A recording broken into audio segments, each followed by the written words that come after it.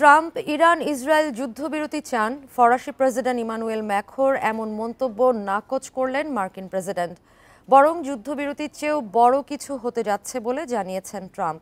Iran Israel সংঘাত নিয়ে আমাদের সাথে আলোচনা করতে হংকং থেকে আমাদের সাথে যুক্ত হয়েছেন জাহাঙ্গীরনগর বিশ্ববিদ্যালয়ের সহযোগী অধ্যাপক ডক্টর মোহাম্মদ ফরিদ হোসেন। ডক্টর ফরিদ হোসেন, আপনাকে স্বাগত। বান্ডেল থাকলে প্রতি সেনমানিতে টাকা বাঁচবে। বিকাশ সেনমানি বান্ডেল কিনে জিতুন প্রতি লেনদেনে। প্রথমে যে বিষয়টি জানতে চাইবো যে ফরাসি প্রেসিডেন্ট ইমানুয়েল ম্যাখো জানিয়েছিলেন যে যুদ্ধবিরতির ব্যাপারে ট্রাম্প কথা বলেছেন, কিন্তু ট্রাম্প সেটা নাকচ করে দিয়ে বলছেন যে যুদ্ধবিরতি নয় বরং বড় কিছু হতে যাচ্ছে। এই বড় কিছুটা কি হতে পারে? আপনাকে অনেক ধন্যবাদ আমাকে যুক্ত করার জন্য। একটি বিষয় আপনি যদি দেখেন, যেটি হলো যে ইসরায়েল এবং ইরানের মধ্যকার যুদ্ধ এবং তার যে ঘটনা প্রবাহ, সেটি কিন্তু আমি যদি বলি যে প্রতিদিন নয়, প্রতি মিনিটে মিনিটে কিন্তু চেঞ্জ হচ্ছে। এটা ভেরি কনফিউজিং। লাইক ডোনাল্ড ট্রাম্পের উদ্দেশ্য আমি স্পষ্ট বলা ও কিন্তু খুবই কঠিন বিষয়। তারপরেও আমি যদি একটি বিষয় ধরে নেই, সেটি হলো গত রবিবার দিন যদি আপনি যদি দেখেন যে ডোনাল্ড ট্রাম্প কিন্তু বলেছে, যেটা হলো যে United state is not involve in Israel military strike against Iran, but it possible to could get involve, মানে তাদের যুদ্ধে জড়ানোর সম্ভাবনা রয়েছে। এখন একটি গুরুত্বপূর্ণ বিষয় আপনি বলতে পারেন যে কেন যুদ্ধে জড়ানোর সম্ভাবনা রয়েছে। নাম্বার ওয়ান বিষয় যেটি হলো যে ইসরায়েলকে এখনো পর্যন্ত ইউনাইটেড স্টেট কিন্তু তাদের যে আমি যদি বলি যে তাদের মধ্যকার যে আয়রন ক্ল্যাড রিলেশনশিপ, সেটি কিন্তু আপনার এখনো কিন্তু বিদ্যমান রয়েছে। আরেকটি বিষয় হলো যে ইসরায়েলি স্বার্থ এবং ইসরায়েলি নিরাপত্তা কে কিন্তু মার্কিন যুক্তরাষ্ট্রের অধিকাংশ রাজনীতিবিদরাই কিন্তু তাদের স্বার্থ, তাদের নিরাপত্তা হিসেবে বিবেচনা করে। আর সবচেয়ে গুরুত্বপূর্ণ বিষয় সেটি হলো যে আপনি যদি জানেন, যেটি হলো যে ইসরায়েলের এই হামলার প্রধানতম যে উদ্দেশ্য ছিল সেটি হলো যে ইরানের বেতরকার যে পারমাণবিক স্থাপনা সেগুলোকে ধ্বংস করা।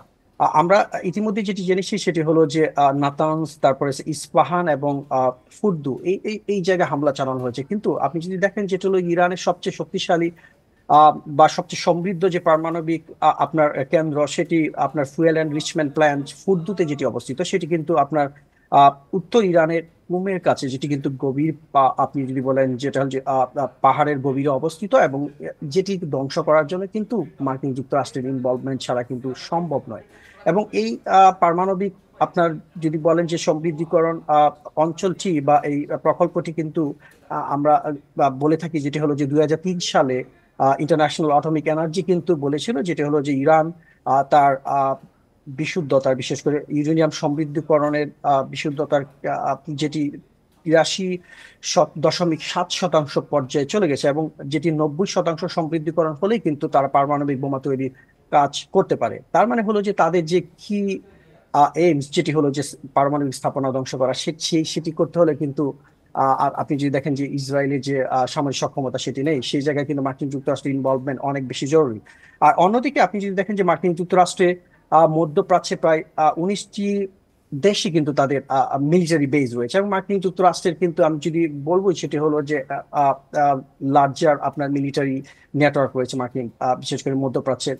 তার মধ্যে 8টি স্থায়ী যে সামরিক ঘাঁটি রয়েছে, বিশেষ করে বাহরাইন, মিশর, ইরাক, জর্ডান, কুয়েত, কাতার, সৌদি আরবিয়া সহ, এবং সংযুক্ত আরব আমিরাতে। এবং সেই জায়গায় কিন্তু তাদের আপনি যদি বলি যে সোলজারদের ফিজিক্যাল প্রেজেন্স রয়েছে। আপনাদের সংবাদে যেমনটি বলেছিলেন, যেটি হলো যে সাউথ চায়না সি থেকে কিন্তু তাদের রণতরী কিন্তু মধ্যপ্রাচ্যের দিকে যাচ্ছে। তার মানে হলো তাদের একটি সর্বাত্মক প্রস্তুতি রয়েছে। একটি হলো ইসরায়েলকে সেফটি সিকিউরিটি দেওয়া, ইসরায়েলকে সাপোর্ট দেওয়া। সেকেন্ড যে বিষয়টি হলো যে তাদের যে মধ্যপ্রাচ্যের যে তাদের যে উপস্থিতি, তাদের সোলজার যে উপস্থিতি, তাদের যে আধিপত্য, সেটি কিন্তু আপনার সেটিকে নিশ্চিত করা। অন্যদিকে আপনি যদি দেখেন, যেটা হলো যে মার্কিন যুক্তরাষ্ট্রের মতোই কিন্তু ব্রিটিশদেরও কিন্তু কিন্তু আপনার মধ্যপ্রাচ্যে তাদের কিন্তু মিলিটারি বেজ রয়েছে, বিশেষ করে সংযুক্ত আরব আমিরাত এবং ওমান সহ, ইভেন কাতারের একটি বিমান ঘাঁটিতে কিন্তু তাদের প্রবেশাধিকার রয়েছে। তার তার মানে হলো যে তাদের স্থায়ী স্বার্থ কিন্তু মধ্যপ্রাচ্যে রয়েছে। এবং পাশাপাশি আপনার আপনি যদি দেখেন যে ফরাসিদেরও কিন্তু মিলিটারি বেজ রয়েছে, বিশেষ করে সংযুক্ত আরব আমিরাত এবং জর্ডানে। সো আপনি যদি দেখেন যে মার্কিন যুক্তরাষ্ট্র এবং তাদের মিত্রদের কিন্তু মধ্যপ্রাচ্যের যথেষ্ট স্বার্থ রয়েছে এবং তাদের সামরিক উপস্থিতি রয়েছে, সেটিকে এনশিওর করা এবং ইসরায়েলকে নিরাপত্তা বিষয়টিকে হতে পারে। তার মানে হলো একটি আপনি যদি দেখেন যেটি হলো যে একটি ইঙ্গিত যেটি মার্কিন যুক্তরাষ্ট্রের প্রেসিডেন্ট ডোনাল্ড ট্রাম্প দিচ্ছে, সেটি হলো যে এই যুদ্ধে হয়তো বা মার্কিন যুক্তরাষ্ট্র জড়িয়ে যেতে পারে এবং সেটি হলে এর পরিণতি কিন্তু খুবই ভয়াবহ হবে। ডক্টর ফরিদ, নেতানিয়াহু একটি কথা বলেছেন যে সর্বোচ্চ ধর্মীয় নেতা আয়াতুল্লাহ আলী খামেনিকে হত্যা করলে এই যুদ্ধ বন্ধ হবে, এবং ট্রাম্পও আবার বলছেন যে বড় কিছু হতে যাচ্ছে। তো তাদের নিশানায় কি এখন আয়াতুল্লাহ আলী খামেনি আছে কিনা? যদি আয়াতুল্লাহ আলী খামেনিকে হত্যা করা হয়ে থাকে, সেক্ষেত্রে ইরানের পক্ষ থেকে কি ধরনের প্রতিক্রিয়া আসতে পারে? আপনি যদি দেখেন সেটি হলো যে হ্যাঁ, ডেফিনেটলি এই যুদ্ধের ইসরায়েল সহ বিশেষ করে ইসরায়েল এবং তাদের মিত্রদের প্রধান উদ্দেশ্য আমরা যদি বলি যেটি নেতানিয়াহু কিন্তু স্পষ্ট করেছিলেন, সেটা হলো যে খামেনি রিজিম চেঞ্জ করা। সো আয়াতুল্লাহ খামেনি আপনি যদি বলেন সর্বোচ্চ ধর্মীয় নেতা হিসাবে, ইভেন এখন ইরানের যে মিলিটারি অপারেশন স্ট্র্যাটেজি, সেগুলো পলিসি মেকিং থেকে শুরু করে বড় ডিসিশন নেওয়া সব জায়গায় কিন্তু আয়াতুল্লাহ খামেনিকে কিন্তু তারা সর্বোচ্চ ব্যক্তি হিসেবে, যদিও তিনি পলিটিশিয়ান, তারপরে কিন্তু তার মিলিটারি ইনভলভমেন্ট কিন্তু অনেক বেশি। সো এক্ষেত্রে কিন্তু আপনি যদি দেখেন যে আয়াতুল্লাহ খামেনির উপর যদি হামলা হয়, আয়াতুল্লাহ খামেনিকে যদি হত্যা করা হয়, এটি অবাক হওয়ার মতো তেমন বিষয় থাকবে না। যদিও ডোনাল্ড ট্রাম্প বলেছিল যেটা হলো যে ইসরায়েলের উচিত হবে না আয়াতুল্লাহ খামেনিকে হত্যা করা। বাট আমার মনে হচ্ছে যেটা হলো যে G7 এই সম্মেলন থেকে, কানাডা থেকে দ্রুত চলে আসা, তারপর আপনার যুদ্ধবিরতি প্রস্তাবের পক্ষে কাজ না করার যে স্পষ্ট জানিয়ে দেওয়া, বিশেষ করে ইমানুয়েল ম্যাক্রনের আপনি যদি দেখেন যেটা হলো যে বিবৃতির এগেনস্টে বলে দেওয়া, এটি কিন্তু স্পষ্টত কিন্তু এই ইঙ্গিত দিচ্ছে। তার মানে হলো যে আয়াতুল্লাহ খামেনি সহ ইরানের আপনি যদি দেখেন যে পলিটিক্যাল এলিটসদের হত্যা করা, পাশাপাশি তাদের পারমাণবিক স্থাপনা ধ্বংস করা, এই দুটি কিন্তু এখন আমি যদি দেখি যেটা হলো যে ইসরায়েলের যুদ্ধের সবচেয়ে বড় আপনি যদি বলেন যে টার্গেট, বা যেটি যেটি অ্যাচিভ করতে তারা কিন্তু কাজ করে যাচ্ছে। ডক্টর ফরিদ, আপনি বলছিলেন যে ইরান ইসরায়েলের সংঘাতে যুক্তরাষ্ট্র জড়িয়ে পড়তে পারে। যদি জড়িয়ে পড়ে, সেক্ষেত্রে ইরানের পাশে অন্য কোন দেশ থাকতে পারে? আমরা নানান বিশ্লেষণে দেখেছি বা নানান প্রতিবেদনে দেখেছি যে রাশিয়া, চীন, এই দেশগুলো ইরানের পাশে থাকবে। আবার সৌদি আরবকে কিন্তু আমরা দেখেছি ইরানে যে ইসরায়েলের হামলা হয়েছে তার নিন্দা জানাতে, এবং একজন বিশ্লেষক বলছিলেন যে গাজার ক্ষেত্রে সৌদি আরবের যে ভূমিকা ছিল, ইরানের ক্ষেত্রে তাদের ভূমিকা আরো শক্ত হবে। সেক্ষেত্রে সৌদি আরবের ভূমিকা কি হতে পারে? আমি একেবারেই ভিন্ন মত পোষণ করবো। সেটি হলো যে আমি ইতিমধ্যেই বলেছি, আপনি যদি দেখেন যেটি হলো যে এই যুদ্ধে যদি মার্কিন যুক্তরাষ্ট্র জড়িয়ে যায়, মার্কিন যুক্তরাষ্ট্র তখন কিন্তু আপনি যদি বলেন যে সৌদি আরব, কাতার, ইভেন আমি যদি বলি যেটা হলো যে সংযুক্ত আরব আমিরাত, তাদের কিন্তু যুদ্ধ করতে হবে মার্কিন যুক্তরাষ্ট্রের এগেইনস্টে।